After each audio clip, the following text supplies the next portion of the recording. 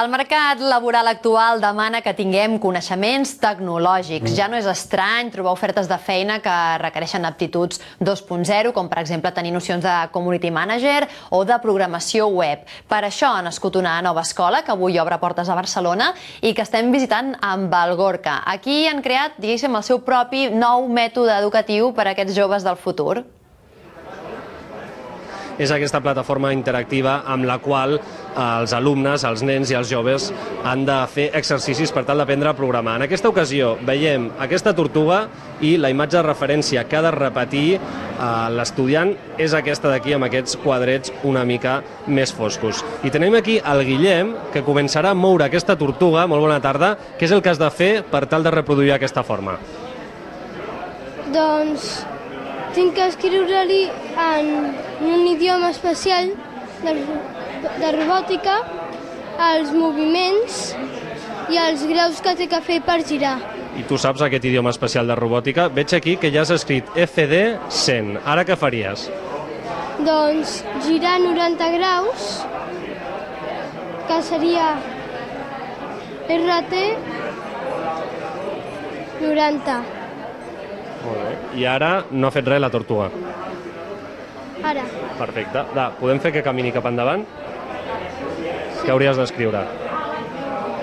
FD 100, un altre K. Tu saps què és el que estàs fent aquí o no? Tinc que fer una forma. Però saps que estàs programant? T'ho han dit què és el que estàs fent o no?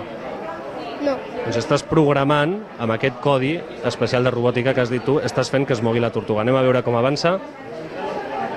Mira que bé. Escolta'm, t'ho han ensenyat en 5 minutets i ja ets capaç de fer moure la tortuga. Estaràs content? Sí. Tu has passat bé, també? Sí. Sí?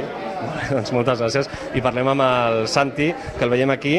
Tu ets enginyer, potser l'has portat perquè t'interessa aquest món o creus que és una molt bona manera de que els nens aprenguin coses que potser seran útils en un futur? Bona tarda. Bona tarda. Ahir havia fet un curs al juliol d'una setmana, de durada només, però es va fer una propaganda una mica d'aquest curs que s'iniciava ara i ell mateix, per pròpia iniciativa, ens va dir que li interessaria fer-lo. I jo, tot el que sigui coses creatives i que li facin treballar el cap, que avui en dia hi ha molta comunicació, moltes coses, però que no hi ha tanta de com realment funciona, trobo que és interessant que faci aquesta nova iniciativa i que a veure si li agrada que la continuï, per què no? Perfecte, doncs moltíssimes gràcies.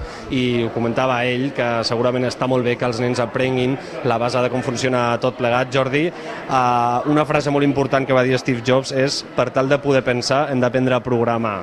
Correcte. Quins beneficis aportaria una disciplina com la programació amb un nen tan jove com el Guillem?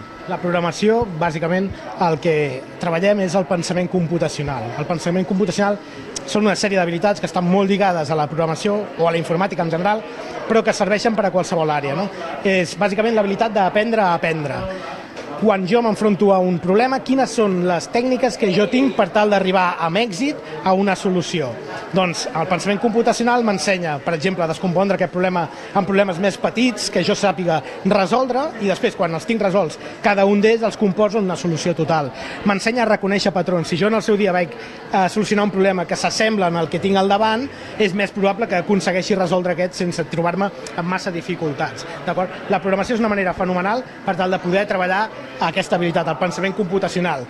La programació de robots, la nostra plataforma, tot això, diguem-ne, les eines aquestes innovadores, tot això creiem que és el que els nostres fills, els nostres nens d'avui en dia necessitaran en el futur, per tal com es desenvolupa el camí.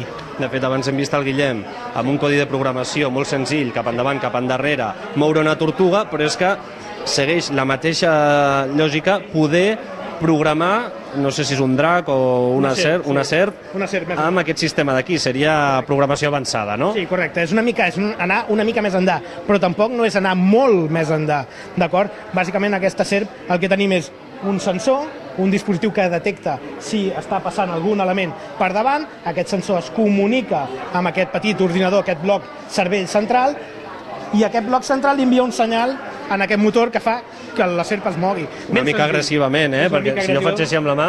Ui! Correcte. Però diguem-ne que són molt poques instruccions, molt poques més que les que estava escrivint el Guillem a la plataforma, i això resulta molt vistós i és molt fàcil. D'acord? La idea és enfocar això, la programació o el pensament computacional d'una manera amena, lúdica, que el nen s'ho pugui passar bé i aprengui molt i de manera divertida. Segurament ho faran, i molt millor que amb llibres com el que us he ensenyat al començament, un totxo així de programació informàtica o de programació binària o de codi amb moltíssimes línies. Doncs bé, ara amb una plataforma, amb una serp que ataca, i de quina manera es poden aprendre aquestes disciplines i aquestes programacions que de ben segur seran molt importants de cara al futur. Aquest centre a Sant Gervasi s'inaugura avui, i també que sapigueu que d'aquí 10 dies s'inaugurarà un altre al barri de les Corts.